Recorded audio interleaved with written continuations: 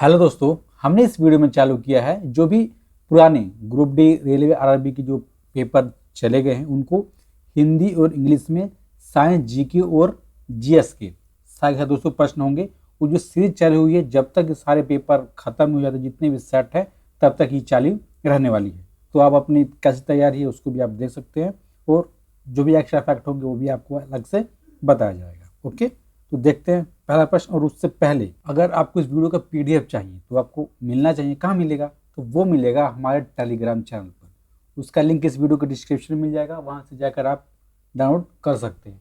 Okay, तो देखते हैं पहला प्रश्न। Begum Hazrat Mahal cup is related to which sport, यानी कि बेगम हजरत महल कप किस खेल से संबंधित है? आपको पता होगा कि कौन सा कप कौन से खेल से संबंधित है, बहुत पूछा जाता है, तो आपके लिए बहुत इंपॉर्टेंट है। तो इस प्रश्न का सही जवाब होगा ए नंबर पे। क्या दिख रहा है? फुटबॉल, यानी कि बेगम हजरत महल कप फुटबॉल का कप है। ओके, अगला। यदि कोई बल किसी वस्तु पर विस्थापन की दिशा में लग रहा है तो कार्य यानी कि वर्क का समीकरण क्या होगा, यानी कि उसका इक्वेशन क्या होगा? तो उसका इक्वेशन होगा क्या? ऑप्शन नंबर बी, यानी कि एफ इंटू एस पूछा जाता है। वही वाला पेपर है, वही वाले इसकी ऑप्शन भी है। ओके, अगला। What is the chemical formula of ammonium sulphate, यानी कि अमोनियम सल्फेट का रासायनिक सूत्र क्या है? इसका केमिकल फॉर्मूला क्या है? दोस्तों, इसका केमिकल फॉर्मूला है, आपको याद होना चाहिए, ऑप्शन नंबर सी, यानी कि NH4 2SO4 इसका केमिकल फॉर्मूला है। ओके दोस्तों।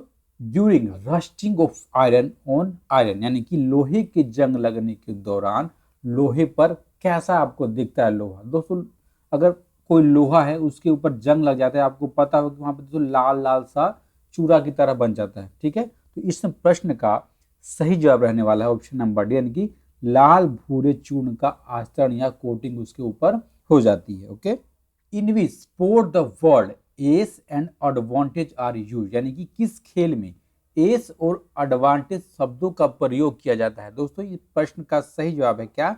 तो ऑप्शन नंबर ए, यानी कि टेनिस में एस और एडवांटेज का प्रयोग किया जाता है। Okay, the sum of kinetic energy and potential energy will be, यानी कि गतिज ऊर्जा और स्थितिज ऊर्जा का योग क्या है? दोस्तों, मैंने जितना भी ग्रुप डी का पेपर देखा उसमें अगर आपने 3 सेट पेपर हो चुके हैं तो 3 सेट में दोस्तों जरूर एक ना एक में ये पूछा जाता है इस प्रश्न को। ठीक है, तो आप देख लीजिएगा, यानी कि गतिज ऊर्जा और स्थितिज ऊर्जा को अगर हम जोड़ देंगे तो क्या बनेगा? वो बनेगा यांत्रिक ऊर्जा। दोस्तों, अब देखिए, Indira Pradhan trophy is related to which sports, यानी कि इंदिरा गांधी ट्रॉफी किस खेल से संबंधित है? मैंने आपको बताया था कि कौन सा खेल से कौन सी ट्रॉफी संबंधित है, बहुत पूछा जाता है। तो इंदिरा गांधी जो ट्रॉफी है वो संबंधित है ऑप्शन नंबर सी, यानी कि वॉलीबॉल से। In which sport the word crawl, breast stroke and butterfly are use, यानी कि किस खेल में क्रॉल, ब्रेस्ट स्ट्रोक और बटरफ्लाई शब्दों का प्रयोग किया जाता है? अब देखिए दोस्तों, बहुत ज्यादा खेल चर्चित हुआ कौन सा?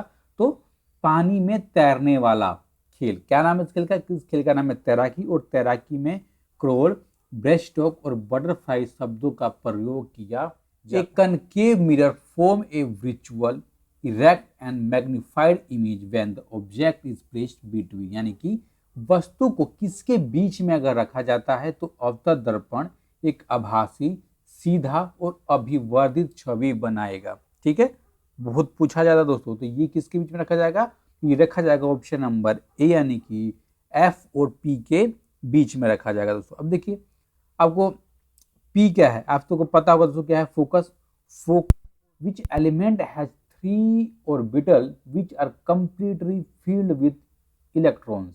ठीक है दोस्तों, प्रश्न का सही जवाब क्या होगा? इस प्रश्न का सही जवाब होगा ऑप्शन नंबर बी, यानी कि ऑर्गन। देखिए दोस्तों, अब देखिए, जो ऑर्गन है उसका परमाणु संख्या कितनी होती है? उसकी परमाणु संख्या होती है 18। ओके, अगला। Which Indian city is known as the city of places, यानी कि किस भारतीय शहर को महलों का शहर कहा जाता है? दोस्तों, जो महलों का शहर है ये कहा जाता है ऑप्शन नंबर सी, यानी कि मैसूर को। अब आपको बताना है कि जो मैसूर है वो किस राज्य का शहर है?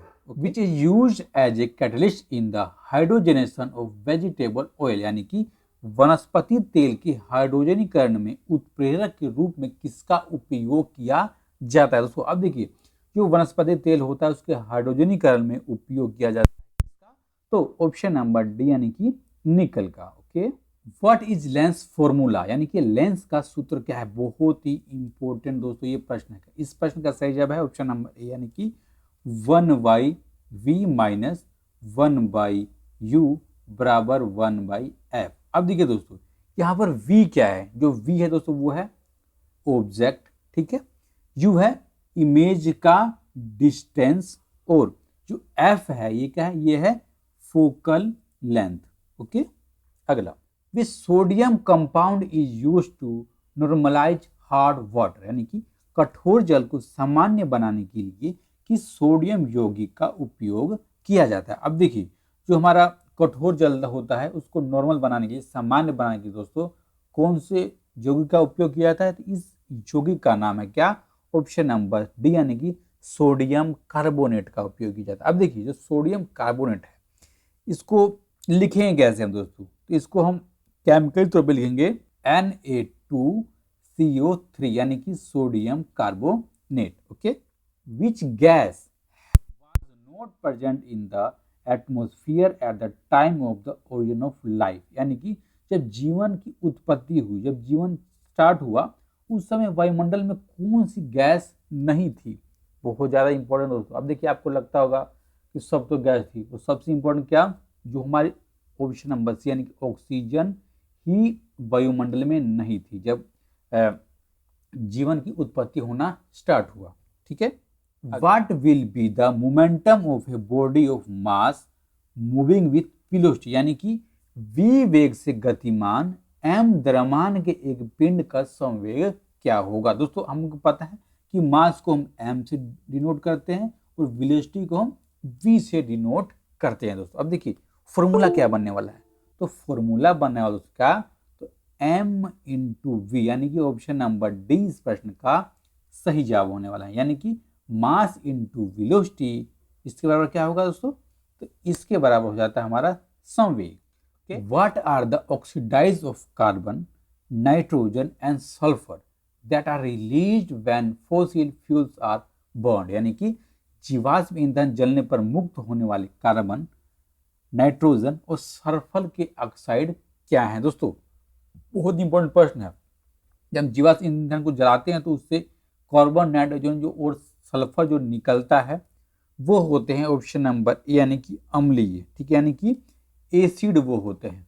ओके, अगला, who is the author of the famous book new India, यानी कि जो न्यू इंडिया नामक किताब है इस नाम से, इसके लेखक कौन है, इसको लिखा किसने है, तो इसको लिखा है जो हमारे इंडियन नेशनल कांग्रेस हैं, इनकी पहले दोस्तों जो महिला अध्यक्ष थी कौन, तो एनी बेसेंट, उन्होंने इस किताब को लिखा है। Okay, which metal does not react with cold और हॉट वाटर, यानी कि कौन सी धातु ठंडे या गर्म पानी के साथ अभिक्रिया नहीं करती है, कौन सा वो मेटल है जिसको ठंडे और गर्म पानी में रख दोगे तो वो अभिक्रिया नहीं करने वाला है। दोस्तों उस का नाम गैस कीजिएगा, क्या नाम है उसका, नाम है ऑप्शन नंबर डी यानी कि zinc. Which famous personalities birthday is celebrated in India every year on 14 अप्रैल, यानी कि कौन सा प्रसिद्ध व्यक्ति हैं जिनका जन्मदिन हम कब, तो 14 अप्रैल के दिन हम मनाने का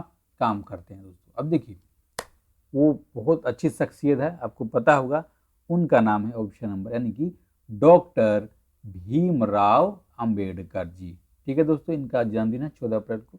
किसमें मांसपेशियों के लयबद्ध संकुचन के परिणाम स्वरूप बच्चा पैदा होता है, यानी कि जो हमारा मांसपेशिया है उसमें संकुचन होगा, वो सिकुड़ेगा तब बच्चा पैदा होगा, क्या है वो, तो वो है ऑप्शन नंबर बी यानी कि गर्भाशय। Okay, how is the density of a substance defined, यानी कि किसी पदार्थ की घनत्व को किस रूप में परिभाषित किया जाता है, जो पदार्थ होता है उसकी डेंसिटी को हम दोस्तों किस में परिभाषित करते हैं, उसका यूनिट क्या है दोस्तों, उसका यूनिट है क्या, तो ऑप्शन नंबर सी यानी कि द्रव्यमान प्रति इकाई आयतन, उसका यूनिट है किसको, तो किसी भी पदार्थ की डेंसिटी का। Okay, which of the following is not based on Archimedes principal, यानी कि निम्नलिखित में से कौन आर्किमिडीज के सिद्धांत पर आधारित नहीं है, यानी कि दोस्तों जो आर्किमिडीज का सिद्धांत है उसके ऊपर इन चारों में से कौन सा आधारित नहीं है। तो देखिए जो हमारा हाइड्रोमीटर होता है, जो द्रव का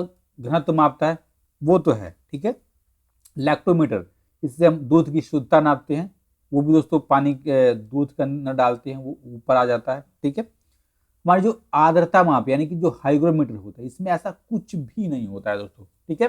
पानी से कोई संपर्क इससे नहीं होने वाला। हमारे पनडुब्बी सेम काम कर दिए, आपको मालूम है, यानी कि ऑप्शन नंबर सी प्रश्न का सही जवाब होने वाला। ओके, H2SO4 का आणविक द्रव्यमान क्या है, जहां पर H बराबर 1, S बराबर 32 और O बराबर 16 दिया गया दोस्तों। अब देखिए इसको हम निकालें कैसे, इसको निकालते हैं।